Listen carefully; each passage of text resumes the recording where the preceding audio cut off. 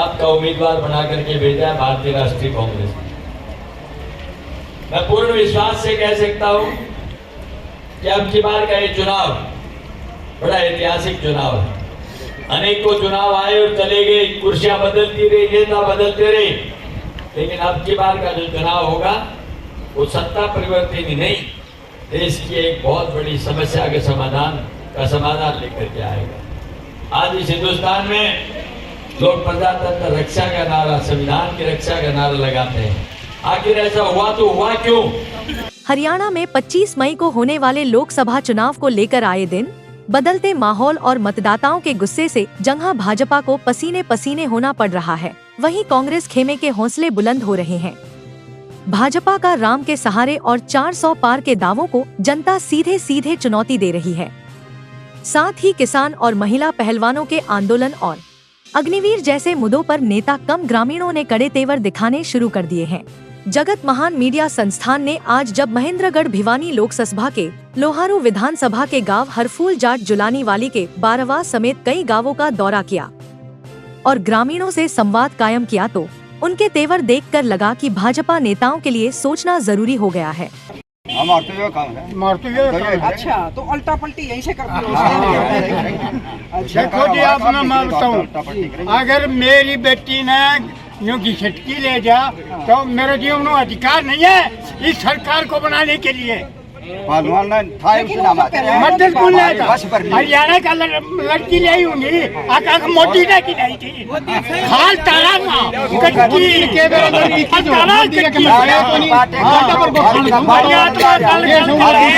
समझ में कौन है, क्योंकि चंडीगढ़ आपसे बहुत दूर है, लेकिन दिमाग में ये रहता कि वहाँ के लोग क्या करने वाले हैं, क्या सोचते अब युवा यहाँ के लोग सोचते हैं।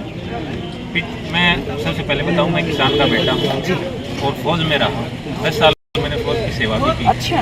हाँ, जवान भी हूँ और किसान भी। ठीक बात। सबसे पहले मैं आपको बताऊँ, जो हमारे किसान थे 13 महीने वहाँ बैठे रहे, कोई नहीं सुनी। रोष बहुत ज़्यादा है, खासकर अपने उत्तर भारत में बहुत ज़्यादा रोष है। और पिछली बार मोदी जी की उत्तर भारत में ही सबसे ज़्यादा सीटें आई थी। आज वो दिन आ गया है। अच्छा। उन हर चीज़ का बदला लेने का दिन आ गया है, और वो बदला ये जनता आप देख रहे हो, ये भीड़ देख रहे हो, ये आगाज देख रहे हो, ये आक्रोश देख रहे हो। भाई, बारावास में कम से कम कोई भारतीय जनता पार्टी का बारावास कोई आए तो देख लेना, ये बाट क्या होता है? अगर बीजेपी या कोई भी लीडर इस गांव में आया तो देखो, एक बात मैं कहूँगी, एक मैं अपील करूँगी, आपका गुस्सा जायज हो सकता है, लेकिन डेमोक्रेसी में एक बात है कि कोई आए ना उससे सवाल करें, ये नहीं है कि पत्थरबाजी। ये हमारी भावना है जी, ये हमारी भावना है। किसानों पे भी तो लाठी मारी थी, किसानों पे भी लाठियां हमने खाई हैं जी। आंसू गैस के गोले खाए हैं, उसमें इंसानियत कहाँ थी? सामने गड्ढे नहीं है तो हम क्यों नहीं लेंगे बदला?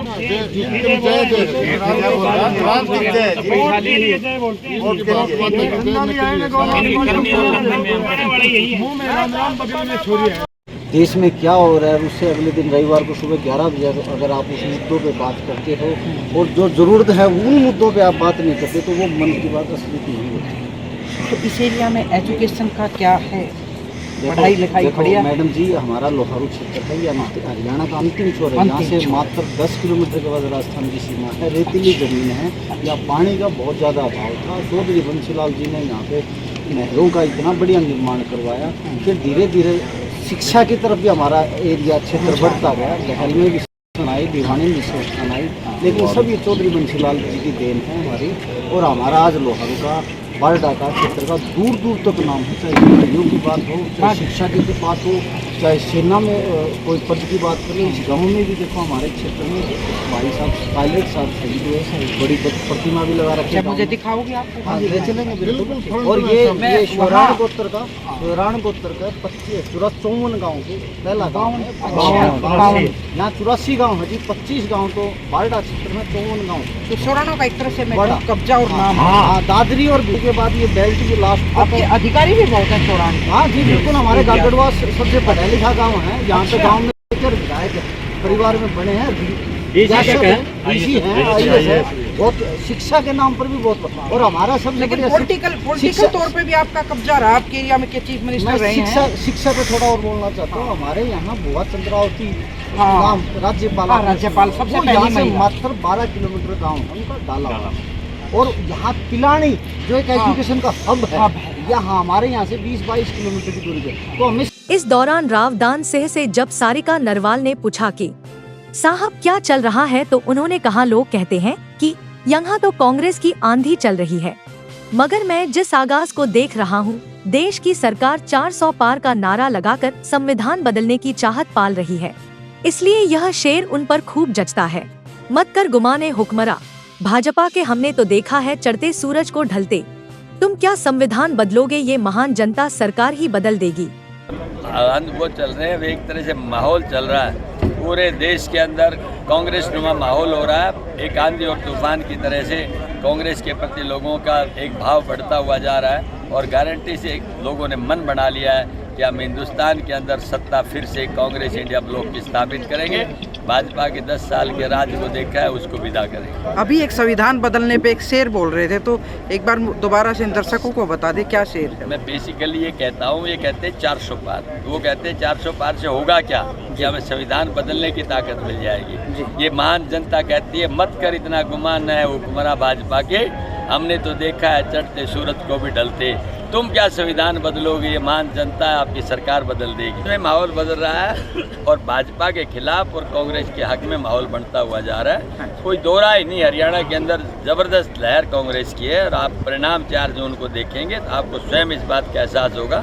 आप रोजाना लोगों से मिलते हैं, मैं निश्चित तौर पे कहता हूँ आपका भी अनुभव इस बात के लिए बोलेगा कि जो हम कह रहे हैं उसके अंदर सच्चाई है। तो ये जो आपके 1100 गांव थे, मैं फर्स्ट टाइम आपसे मिली, आपने बता तो कितने गांव कवर हो चुके हैं और कैसा रिस्पॉन्स है आपको? रिस्पॉन्स बड़ा ज़बरदस्त है। जितने गांव हम कवर करना चाहते हैं उतने नहीं हो पाएंगे, क्योंकि ये संभव ही नहीं है। लोगों का उत्साह इतना है कि जहाँ 25-30 गाँव को कवर करने की बात आती है, वो भी रात को 12 बजे तक जाकर मुश्किल से कर पाते हैं। इसे समय लग रहा है, और वैसे समय की कमी होने के बावजूद भी सब नहीं होगा। लेकिन सबसे हमारी अपील है कि बड़े भाव से, बड़े मन से इस सत्ता द्वारा किए हुए जो हमारे नामर्जी और नाखुशी के काम हैं, उनको खुशी और अच्छे भाव में बदलने के लिए आने वाली 25 तारीख को हाथ पर बटन दबा के भर दें हमारी पेटियों को, और 4 जून को बढ़िया परिणाम आप देंगे। सोमवीर जी भी आए हैं आपके साथ, तो इससे कितनी ताकत मिलेगी? राजवीर जी फटिया भी हैं साथ। अच्छा, इनको तो मैं नहीं जानती, पर सोमवीर सांगवान कौन? सोमवीर जी सांगवान नहीं है, सॉरी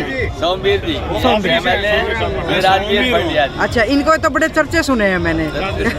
क्या लग रहा है कि पहली बार मतलब लोकसभा में आए हैं रावदान सिंह जी? मैडम, पहली बार ऐसा लग रहा है कि जनता एक तरफ बोली। ये इलेक्शन जो है ये जनता वर्सेज कांग्रेस नहीं है, जनता वर्सेज बीजेपी है। बीजेपी को हराने का इलेक्शन है, और जनता ने मन बना लिया है। आज पूरे प्रदेश में आज आप देख रहे हो किस तरह से 90% लोग ये कहते हैं। एक रिया में 36 बिरादरी अगर बोल रही है, तो वो आज हल्का लुहारू में मैं गाँव में जाने का मौका मिलता है। 36 बिरादरी के भाई एक रिया में बीजेपी को हराने के लिए आज तैयार है। सर, मैं करनाल थी, सबने पूछा कि रावदान सिंह का क्या चल रहा है। चारों तरफ ये बात है कि क्या चल रहा है, ये तो आप ही बताएंगे।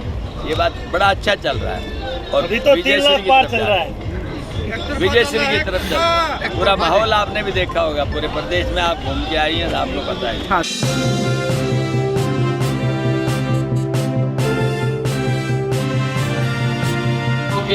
MSP का इन्होंने तो नहीं किया, लेकिन हम करेंगे।